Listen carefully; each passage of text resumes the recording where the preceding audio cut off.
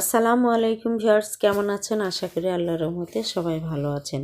বরাবরের মতো আজ আপনাদের জন্য একটি স্পেশাল রেসিপি নিয়ে এসেছি, সরিষা ইলিশ। সরিষা ইলিশ শুনলেই যেন জিভে জল এসে যায়। আর তাছাড়া বাঙালি মাছে ভাতে বাঙালি, আর বাঙালিদের প্রিয় মাছই যেন ইলিশ। তো ভিউয়ার্স, আজ কিন্তু ইলিশ মাছটা একটু স্পেশালভাবে আপনাদের জন্য নিয়ে হাজির হয়েছি।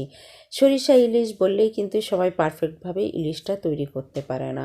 অনেক সময় অনেক মশলা দিয়ে রান্নাটা যেন হজবরল হয়ে যায়, খেতে তখন সরিষার গন্ধটাও ঠিকমতো থাকে না। তো যদি এভাবে বাড়িতে পারফেক্টভাবে ইলিশটা তৈরি করেন, দেখবেন খেতে অনেক ভালো লাগবে। তো চলুন ভিউয়ার্স, আজকের ভিডিওটি শুরু করি এই অসম্ভব মজার সরিষা ইলিশটি।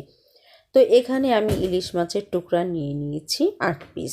অবশ্য আপনাদের বাড়ির সদস্য অনুযায়ী এভাবে আপনারা ইলিশের টুকরাগুলো করে নিতে পারেন। এরপর ইলিশগুলো ভাজার জন্য আমি এখানে 1 টিস্পুন পরিমাণ দিয়ে দিয়েছি হলুদ, আর দিয়ে দিয়েছি 1 টিস্পুন পরিমাণ লবণ। একসাথে সমস্ত উপকরণগুলো একটু মাখিয়ে নেব, যেন লবণ এবং হলুদ খুব সুন্দরভাবে মাখামাখি হয়ে যায়। তারপর ভেজে নেবার পালা। তো ভাজার সময় একটু লক্ষ্য রাখবেন যেন ভাজাগুলো আমাদের খুব বেশি কড়া না হয়ে যায়। সরিষা ইলিশ বললেই যেন খুব কড়া না হয়, কারণ কড়া হলে কিন্তু ইলিশ মাছের গন্ধ, ফ্লেভার, স্বাদ সবই নষ্ট হয়ে যাবে। এবং খুব বেশি হালকা করেও ভাজবেন না, একদম মিডিয়াম একটা ভাজা ভাজা ভাব হবে এমনভাবে আপনারা ভেজে তুলবেন। এতে করে ইলিশ মাছটা অনেকটা নরম থাকবে এবং খেতেও ভালো লাগবে। একদম শক্ত হয়ে গেলে খেতে ততটাই ভালো লাগে না, এবং ইলিশের যে সরিষা ভাবটা থাকবে, একটা ঝাঁঝালো ভাব, সেই ভাবগুলো যেন সব মিলিয়ে নষ্ট হয়ে যাবে।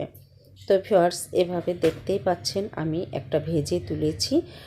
দেখতে ভাজা ভাজা মনে হবে, কিন্তু ভাঙতে গেলে দেখা যাবে একদম ভেঙে গেছে। এভাবে ভেজে উঠিয়ে নেবেন।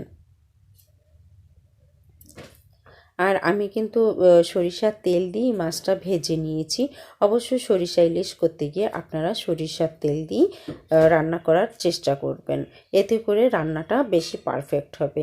এরপর দিয়ে দিচ্ছি 1 কাপ পরিমাণে পেঁয়াজ। আমি কিন্তু যেই তেলে ভেজেছি সেই তেলেই কিন্তু রান্নাটা করে নেব, আমি নতুন করে কোনো তেল দেব না।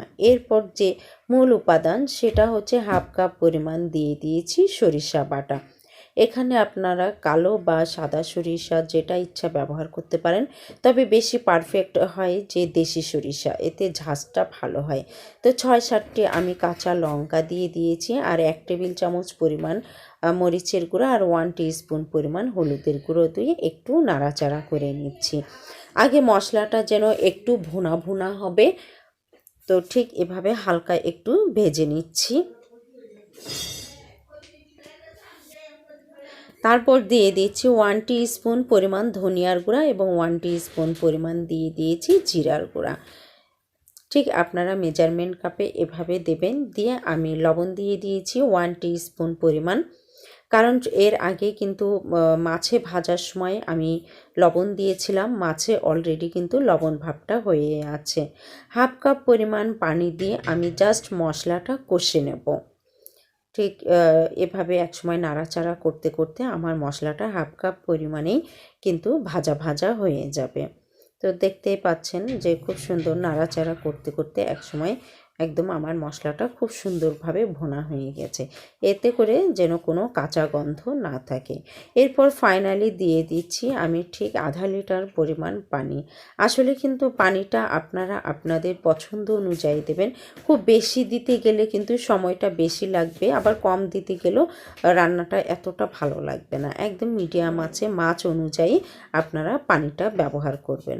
এরপর মাছের টুকরোগুলো দিয়ে দিলাম, ঢাকনা দিয়ে ঢেকে দিচ্ছি ঠিক 5 থেকে 6 মিনিট মতো। তো ঢাকনাটা উঠিয়ে নিচ্ছি, একটু নাড়াচাড়া করে দেব।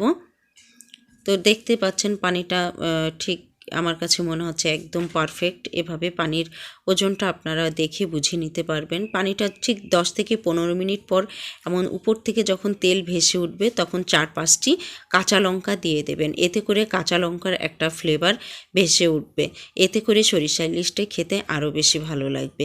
তো বেশ আমার রান্নাটা একদম পারফেক্ট হয়ে গেছে। এরপর একটা ডিশে উঠিয়ে নিচ্ছি। তো ভিউয়ার্স, ততক্ষণে আপনাদের কাছে ছোট্ট একটি রিকোয়েস্ট, যারা আমার চ্যানেলটি এখনও সাবস্ক্রাইব করেনি দয়া করে চ্যানেলটি সাবস্ক্রাইব করে পাশে থাকা বেল বাটনটি বাজিয়ে দিন। যখনই আমি নতুন কোনো ভিডিও আপলোড দেবো সর্বপ্রথম নোটিফিকেশন আপনারা পেয়ে যাবেন। আর যারা আমার চ্যানেলটি সাবস্ক্রাইব করেছেন তাদের অসংখ্য ধন্যবাদ। তো দেখতেই পাচ্ছেন ভিউয়ার্স, একদম পারফেক্ট একটা সরিষা ইলিশ হয়ে গেছে। এর স্বাদ গন্ধ অতুলনীয়, একদম এক প্লেট ভাত নিমিষেই শেষ। তো ভিডিওটি ভালো লাগলে লাইক, কমেন্ট, শেয়ার। আশা করছি ভালো থাকবেন।